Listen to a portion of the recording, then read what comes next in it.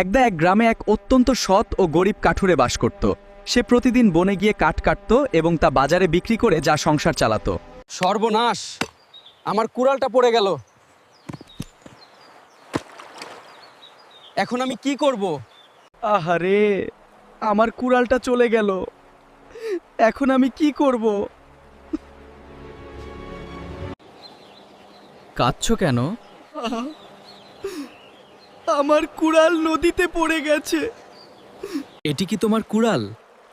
না, এটি আমার কুড়াল নয়। আমার কুড়াল লোহার। না, এটিও আমার নয়। তাহলে তোমাকে আমি তোমার আসল কুড়াল ফিরিয়ে দিচ্ছি।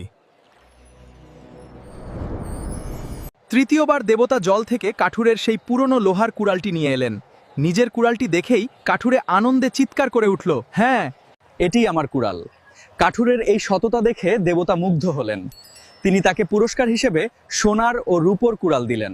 সততার ফল সবসময় মিষ্টি হয়।